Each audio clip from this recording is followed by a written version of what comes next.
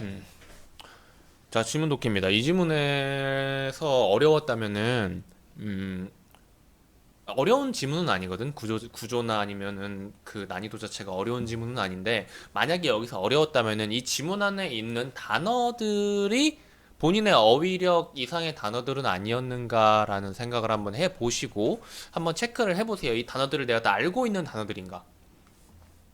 왜냐면은, 그거는 국어에서는 교육의 범위가 아니라 그냥 가지고 있어야 되는 기본 소양으로 생각을 하는 거거든. 그래서 저는 그것 이외의 것을 다루되 중요한 것은 뭐 설명을 최대한 해드릴 겁니다. 여기서. 자, 보시면은 디지털 경제에서의 경제 법칙. 그러니까 우리가 그것부터 알아야 돼요. 우리가 흔히 알고 있는 이 경제 그래프라든가 그런 내용들 있죠. 그거는 몇백 년 전부터 뭐 몇백 년이라고 해야 되나? 몇백 년이라고 합시다. 정확히 언제지?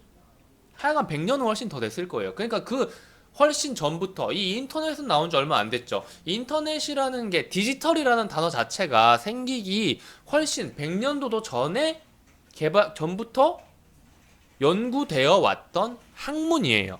우리가 보는 수요 공급 곡선 역시 그때 만들어진 거예요.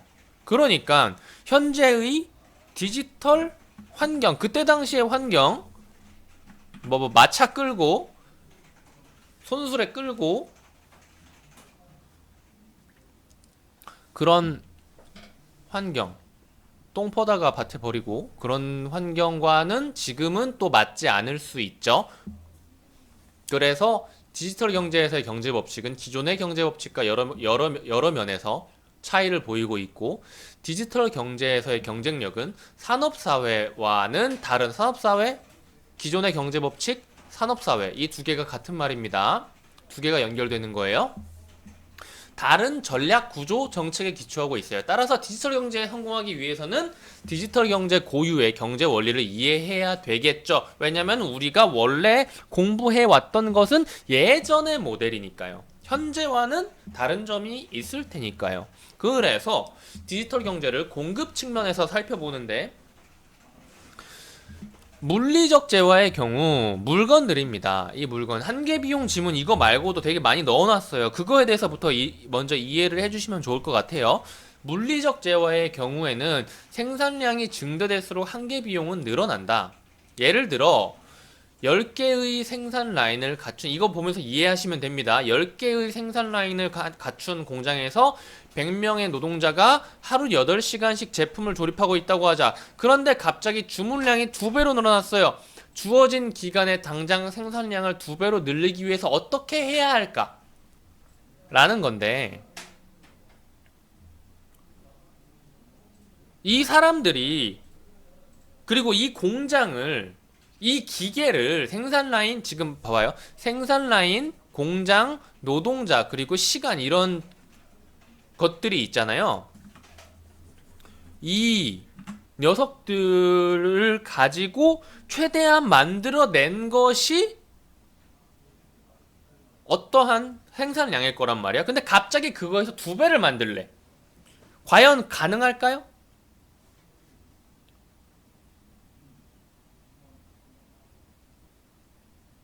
더 고용을 하든지 사람을, 아니면 공장 라인을 더 보충을 해서 더 효율적으로 만들든지 새 공장을 사버리든지 그런 식으로 뭔가 투자를 더 해야겠죠.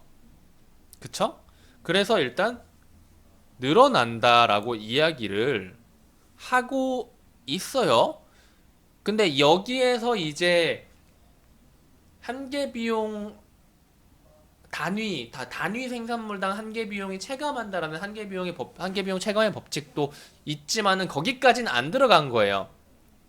많이 만들수록 어찌됐건 비용은, 총 비용은 더 늘어나게 된다라는 겁니다. 자, 그러나 디지털 재화는 물리적 재화라는 달리 초기에 고정 투자 비용은 되게 큰데, 예를 들어서 이것들 마이크로소프트사의 윈도우즈 운용 프로그램이나 소프트웨어나 한글과 같은 운용 프로그램은 초기에 이걸 개발하는데 엄청 연구 비용, 오류, 버그 이런 거 잡는 엄청 많은 비용이 들겠죠. 게임도 똑같잖아. 게임도 발매를 하기 전까지의 개발이 엄청 오래 걸리고 계속 베타 테스트 버전만 이렇게 계속 업데이트를 하면서 오픈을 하려고 준비를 하죠. 그 기간 동안에 드는 것은 전부 다 비용이죠. 그리고 그 기간 동안에 수익이 안 생기죠. 수익은 어떻게 생기는 거야? 사용자들이 돈을 써줘야 수익이 생기는데 사용자가 없이 우리끼리만 지금 연락에 파고 연구하는데, 그쵸? 그래서 초기에 고정 투자 비용은 되게 커요. 하지만 만약에 다 만들었다고 칩시다. 다 만들었다고 쳤을 때 그런 거잖아요. 보시면 아무 파일, 아무 보고서, 여러분들 뭐 글을 써본 적이 있나요? 글을 써서 보고서로 뭔가를 제출해 본 적이 있나요? 근데 그게 만약에 이 디지털 컴퓨터로 작성한 한글 문서나 워드 파일인가요? 그렇게 작성하기까지의 기간이나 노력은 엄청 길죠. 하지만 그것을 누구한테 보낼 때, 그걸 보내면은 나한테 원래 있던 원본이 없어지나요? 아니죠. 그걸 인쇄하면 나한테 원래 있었던 원본이 없어지나요? 아니죠. 그냥 복사하면 되죠. 보내기 하면 되죠. 원본은 그냥 그대로 있단 말이에요. 이걸 만들어내기까지 엄청나게 큰 노력을 들였는데, 이것을 추가적으로 생산하기 위해서 우리가 해줘야 되는 것은 인쇄 버튼을 누르기나 메일로 보내기를 누르거나 드래그 해가지고 그 채팅방 창에 놓거나, 그냥 아니면은 복사 컨트롤 C 붙여넣기 컨트롤 V를 누르거나, 딱 이거밖에 없단 말이야. 엄청나게 적죠. 그쵸?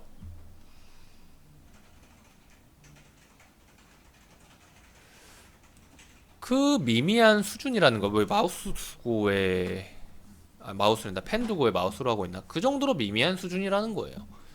또한 CD로 된 백과사전이나 음반 등도, 이것들도 초기에 제작할 때는 그 원본을 제작해가지고 파일로 만들 때까지의 노력은 엄청 크지만은, 그것을 CD로 백과사전이나 음반으로 배포하려면 CD 안에 복사하기 해가지고 포장만 하면 되죠. 복제하는데 비용은 거의 들지 않아요.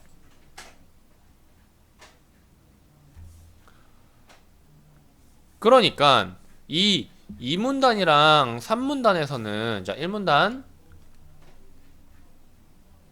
디지털, 2에서 3문단에서 무슨 이야기를 하고 있냐면, 기존 재화, 물리적, 그리고 디지털 재화의 한계 비용,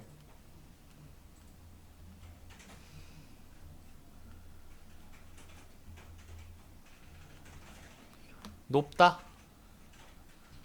낮다, 이것만 봐도 무슨 결론을 우린 내릴 수 있어요? 디지털 재화는 최대한 많이 만들 수 있구나, 많이 만들 수 있는 한도까지 많이 만들면 되는구나. 대신에 기존 재화는 만들수록 한계 비용이 커지니까 그걸 고민을 좀 해봐야겠구나 라고 생각하는 겁니다. 여기에서 이제 제가 아까 한계 비용 체감의 법칙에 대해서 이야기를 했는데, 그거는 사실은 기준 자체가 이래요. 이거는 제가 미리 설명을 해드릴게요.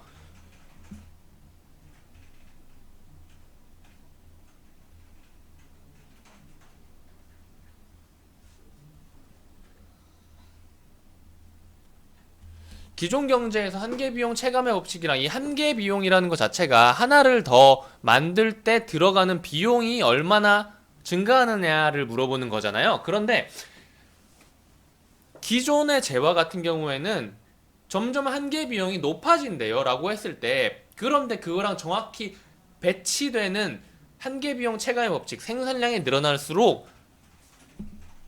단위 생산량당 한계 비용은 점점점 낮아지기 때문에 많이 생산할수록 유리하다라는 한계 비용 체감의 법칙이라는 게 있어요. 이거 두 개가 정확하게 지금 모순이잖아. 근데 모순이 아닌 게 뭐냐면, 이 녀석은 기준 자체가 그래요. 기존 뭐라고 해야 될까요? 음, 이걸 한 단어로 통합하는 게 지금 기억이 안 나네. 공장, 기계, 노동력 등의 추가가 없다면, 제가 알기로 이렇습니다. 공장이나 기계나 노동력 등의 추가를 할 필요가 없다면 그 지금 갖추어진 상황 내에서는 최대한 만들수록 한계 비용이 체감하는 거예요. 왜냐하면 이 녀석들은 조금 만드나 많이 만드나 똑같이 드는 고정비에 해당을 하는데, 사실 노동력은 고정비가 아니기는 한데요. 아무튼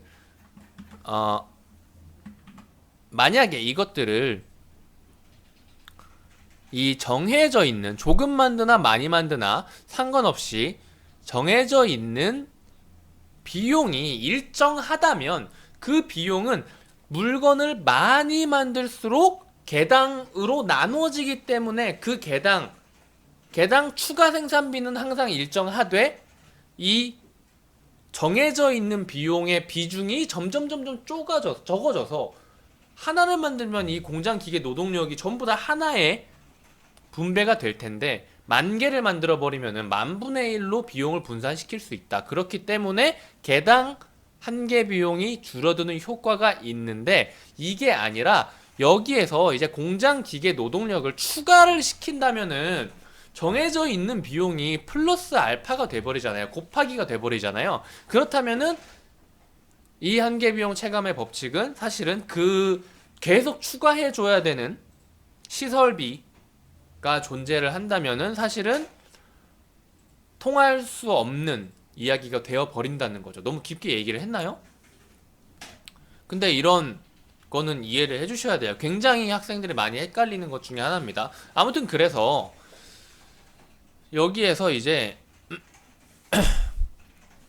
그리고 비용과 관련해서 생각하는 거는 누구예요? 만드는 사람의 입장입니다. 공급자의 입장에서 지금 공급 측면 동그라미를 치셨어야 돼요. 그리고 수요 측면이 동그라미가 쳐졌어야 됩니다. 3문단부터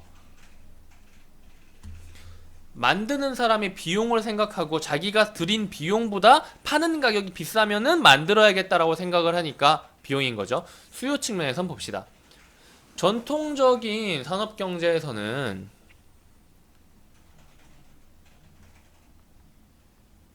그 가치가 희소성에 달려 있는데, 이 다이아몬드나 금 등은 수량이 적은 경우에는 가치를 높게 평가받지만 풍부해지면 가치가 감소한다. 하지만은 디지털 경제 하에서는 이렇게 되는 거죠. 그런데 신기하게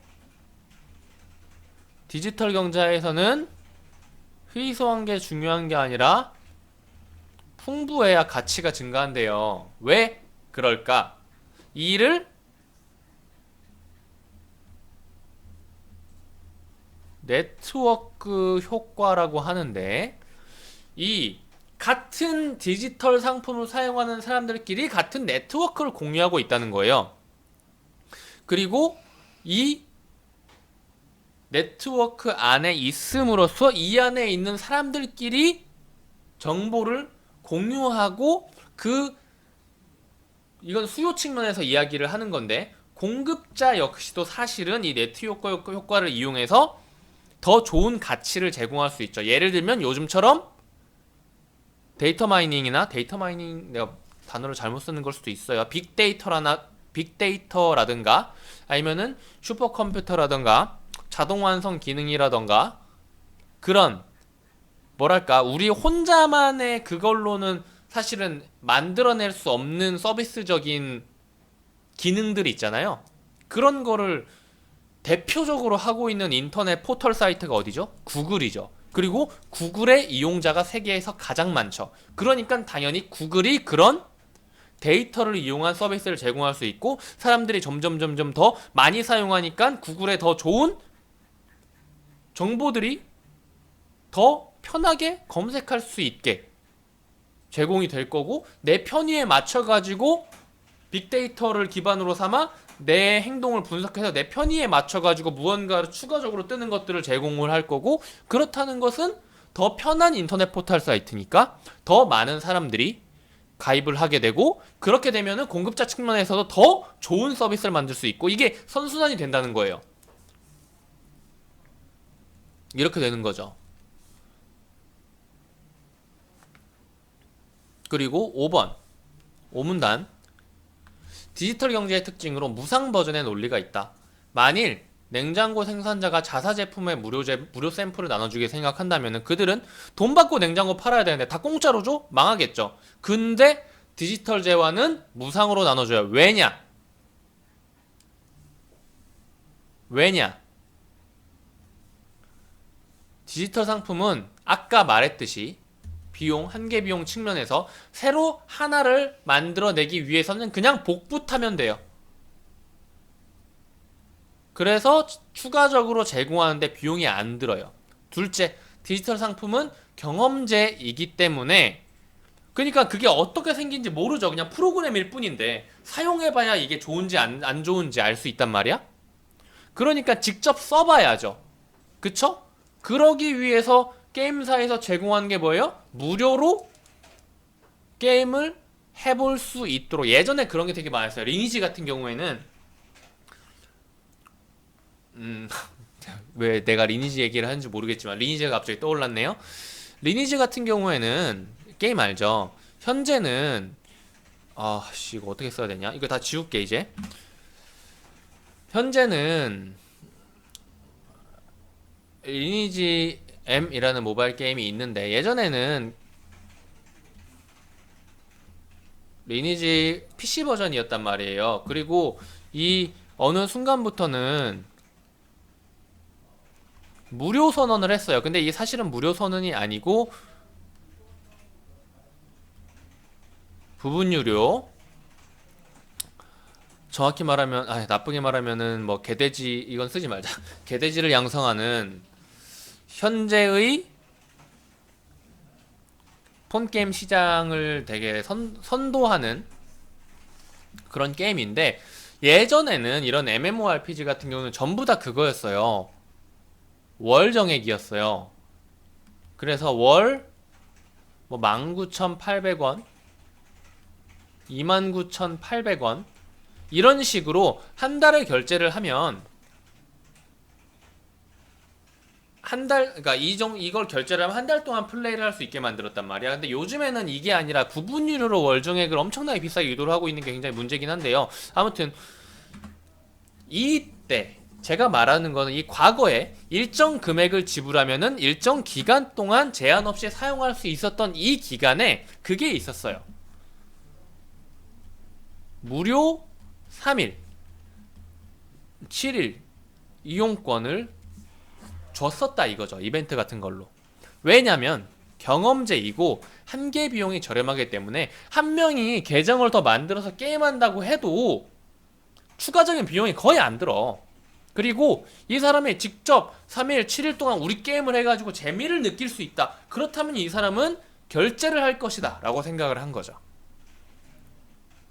그래서 이 무상 버전이라는 것은 고객들에게 디지털 제품을 시험해 보도록 하는 쉽고도 매력적인 방법입니다. 특히 많은 디지털 상품은 네트워크 효과에 크게 영향을 받는다. 우리 주변 사람들 전부 다 그 게임 한대. 엄청 이 지금 지문에서 설명하는 거랑 똑같은 예시는 아니지만 전부 그 게임 한대. 나도 해야지가 되는 거예요. 이런 까닭에 뭐 제품을 사용하는 수가 어느 수준에 이를 때까지는 무료로 드립니다 하다가 어느 정도 이제 사람들의 수가 채워졌다, 유저의 수가 채워졌다, 그럼 지금부터 돈 받겠습니다 라고 하는 겁니다. 오케이? 이해되셨죠? 그래서 여기에서 핵심적인 키워드 같은 경우에는 제가 처음에 지문 정리하면서 보여드렸고, 그리고 여기에서는 무조건 뭐 무엇을 체크해야 된다라는 정도의 중요성 있게 다룰 필요까지는 없을 것 같아요. 제가 아까 그 정리해놨던 그 부분만 중점적으로 그 부분에 있는 키워드만 체크해 주시면 됩니다. 여기까지 할게요.